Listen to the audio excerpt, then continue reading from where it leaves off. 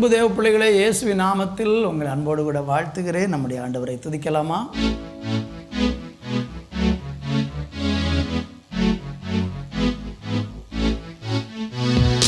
அல்லேலூயா, கர்த்தரையே ஏகமாய் துதியுங்கள். அவர் நடத்தும் செயல்களெல்லாம் பார்த்தோரை துதியுங்கள். வல்லமையாய் கிரியை செய்யும் வல்லோரை துதியுங்கள். எல்லோரையும் ஏற்றுக்கொள்ளும் இயேசுவை துதியுங்கள். ராஜாதி ராஜனாம் இயேசுராஜன் பூமியில் ஆட்சி செய்வார். அல்லேலூயா, அல்லேலூயா, தேவனை துதியுங்கள். ராஜாதி ராஜனாம் இயேசுராஜன் பூமியில் ஆட்சி செய்வார். அல்லேலூயா, அல்லேலூயா, தேவனை துதியுங்கள். தம்புரோடும் வீணையோடும் கர்த்தரை துதியுங்கள். இரத்தத்தினால் பாவங்களை போக்கினர் துதியுங்கள். எக்காலமும் கைத்தாளமும் முழங்கிட துதியுங்கள். எக்காலமும் மாறாதவர் இயேசுவை துதியுங்கள். ராஜாதி ராஜனாம் இயேசுராஜன் பூமியில் ஆட்சி செய்வார். அல்லேலூயா, அல்லேலூயா, தேவனை துதியுங்கள். ராஜாதி ராஜனாம் இயேசுராஜன் பூமியில் ஆட்சி செய்வார். அல்லேலூயா, அல்லேலூயா, தேவனை துதியுங்கள். நன்றி அப்பா, உங்கள் நாமத்தை நாங்கள் துதிக்கும் போது உம்முடைய கிருபை எங்களை சூழ்ந்து கொள்ளுகிறது. உம்முடைய பரிசுத்தாவியின் பிரசன்னத்தினால நீர் எங்களை அளவில்லாமல் நிரப்பி எங்களை பலப்படுத்தி ஆசீர்வதிக்கும்படியாக நாங்கள் ஜெபிக்கிறோம். கர்த்தர் அப்படி செய்ய போகிற நல்ல கிருபைக்காக நன்றி. இயேசுவின் நாமத்தில் பிதாவே, ஆமேன், ஆமேன். அன்பான தேவனுடைய பிள்ளைகளே, இந்த நாளிலே நம்ம தியானிப்பதற்காக ஏசாயா தீர்க்க தரிசனம் 30ஆம் அதிகாரம் 21வது வசனத்தை வாசித்து தியானிக்க போகிறோம். அங்கு வேதம் சொல்லுகிறது, நீங்கள் வலதுபுறம் சாயும் பொழுதும் இடதுபுறம் சாயும் பொழுதும் வழி இதுவே, இதிலே நடவுங்கள் என்று உங்களுக்கு பின்னாலே சொல்லும் வார்த்தையை உங்கள் காதுகள் கேட்கும். ஒரு நல்ல வேதவசனத்தை இங்கே பார்க்கிறோம். ஆண்டவராகிய தேவன் நாம் இந்த பூமியில் எப்படி நடக்க வேண்டும், எந்த வழியில் நடக்க வேண்டும் என்பதை மிக தெளிவாக அறிந்து வைத்திருக்கிறார். நாம் எந்த வழியில் நடக்கணும், எந்தெந்த பாதையில் போகணுங்கிறத குறித்து நமக்கென்று தேவன் ஒரு வழியை ஆயத்தப்படுத்தி வைத்திருக்கிறார். நீங்கள் வலதுபுறம் சாய்ந்தாலும் இடதுபுறம் சாய்ந்தாலும் இதுதான் வழி, இதில் தான் நீங்கள் செல்லணும்னு சொல்லி நமக்காக ஒரு வழியை ஆயத்தப்படுத்தி அவர் விரும்புகிற பிரகாரமாக அந்த பாதையிலே தேவன் நம்மளை நடத்துகிறவராக இருக்கிறார். இந்த வார்த்தையை கேட்கிற உங்களுக்கு எங்கே போகணும், என்ன செய்யணும்னு தெரியாமல் குழப்பமான ஒரு மனநிலைமையில் வாழ்ந்து கொண்டு இருக்கிறீங்களா?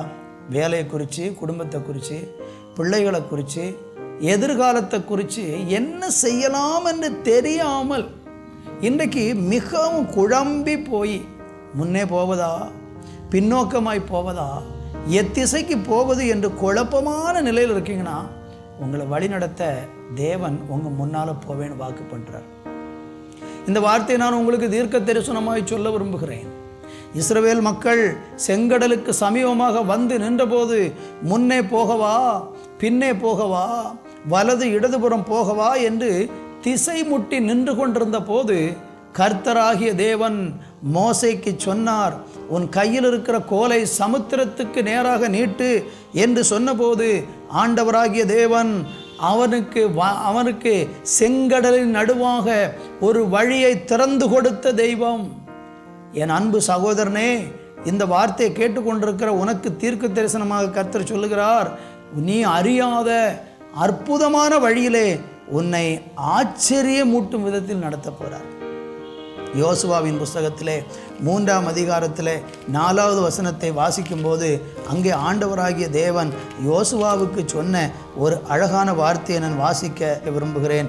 உங்களுக்கும் அதற்கும் இடையிலே 2000 முழம் தூரமான இடம் இருக்க வேண்டும். நீங்கள் நடக்க வேண்டிய வழியை அறியும்படிக்கு அதற்கு சமீபமாய் வராது இருப்பீர்களாக. அடுத்த வார்த்தையை கவனிங்க. இதற்கு முன்னே நீங்கள் ஒருபோதும் இந்த வழியாய் நடந்து போகவில்லை என்று சொல்லி கட்டளையிட்டார்கள். நான் இன்றைக்கு கர்த்தருடைய வார்த்தை கொண்டு கர்த்தருடைய ஊழியக்காரனாய் உங்களுக்கு சொல்கிறேன், இதற்கு முன்னே நீங்கள் ஒருபோதும் இந்த வழியாய் நடந்து போகவில்லை. இதுவரையிலும் நீங்கள் கடந்து போகாத சில மேன்மையான பாதையிலே, மகிமையான பாதையிலே, ஆச்சரியமூட்டக்கூடிய பாதையிலே தேவன் உங்களை நடத்துவார். என்றைக்காவது சரித்திரத்தில் செங்கடல் 2ஆக பிளந்து ஜனங்கள் போனது உண்டா? இல்லை. இந்த யோசுவாவின் புஸ்தகத்தில் பாருங்கள், யோர்தான் நதி கரை புரண்டு ஓடக்கூடிய ஒரு நதி. அது எப்பொழுதும் கரை புரண்டு ஓடிக்கொண்டிருக்கும். ஆனால் தேவனாகிய கர்த்தர் இந்த இஸ்ரவேல் ஜனங்களை ஆச்சரியமூட்டக்கூடிய அந்த யோர்தான் நதியை மதிலை போல நிற்க பண்ணி அதன் வழியாக இதுவரையிலும் கடந்து போயிராத வழியிலே தேவன் நடத்தி சென்றார். திசை முட்டி நின்று கொண்டிருக்கீங்களா? என்ன செய்யணும்னு தெரியலையா? ஆண்டவர்கிட்ட போய் கேளுங்க. யோசுவா அப்படி தான் செஞ்சார். ஆண்டவரே, நாங்கள் இப்போ கானானுக்குள்ளே போகணும், ஆனால் திசை முட்டி நின்று கொண்டிருக்கிறோம். எங்களுக்கு முன்னால் யோர்தான் கரை புரண்டு ஓடிக்கொண்டிருக்கிறது, எப்படி முன்னேறி செல்வது என்று கேட்டபோது ஆண்டவர் ஆசாரியர்களை உடன்படிக்கைப்பட்டி சுமக்கக்கூடிய 4 ஆசாரியர்கள் முன்னதாக செல்லட்டும்.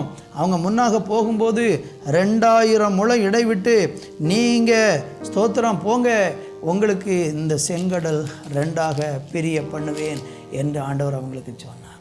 சங்கீதங்களின் புஸ்தகம் 32ஆம் சங்கீதம் 8வது வசனத்தை படித்து பாருங்கள். நான் உனக்கு போதித்து நீ நடக்க வேண்டிய வழியை உனக்கு காண்பிப்பேன். உன்மேல் என் கண்ணை வைத்து உனக்கு ஆலோசனை சொல்லுவேன். நீங்கள் ஆலோசனைக்காக யாரையும் தேட வேண்டாம். ஆண்டவரிடத்தில் ஜெபித்து, ஆண்டவரே, நான் இந்த பாதையில் போகிறதுக்கு எனக்கு ஒன்றுமே வழி தெரியலை, திசை முட்டி நின்று கொண்டு இருக்கிறேன், எனக்கு வழிகாட்டுங்கன்னு சொல்லி தேவனிடத்தில் கேட்டு பாருங்கள். உங்களை அற்புதமாக ஆச்சரியமாக போதிச்சு அருமையாக கர்த்தர் நடத்துவேன் என்று இன்றைக்கு உங்களுக்கு வாக்கு பண்ணுறார். விசுவாசிங்க. விசுவாசித்து தேவனை மகிமைப்படுத்தி முன்னேறி செல்லுங்க. பெரிய வெற்றியை முன்னால் வச்சிருக்கிறாரு.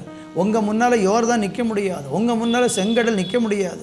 கர்த்தர் முன்னே உங்களுக்காக போவார், உங்களுக்கு வழியை திறப்பார். நல்ல தகப்பனே, இந்த வார்த்தையை கேட்டுக்கொண்டிருக்கிற பிள்ளைகளுக்காக செபிக்கிறேன். திசை முட்டி போய் வழி தெரியாமல் திக்குமுக்காடி கொண்டிருக்கிற உங்கள் பிள்ளைகளுக்கு என் தேவனாகிய கர்த்தர் உங்கள் வழியை காண்பிக்கும்படியாக நான் செபிக்கிறேன். அப்படி செய்கிறீர், அதற்காக நன்றி. இயேசுவின் நாமத்தில் பிதாவே, ஆமென், ஆமென்.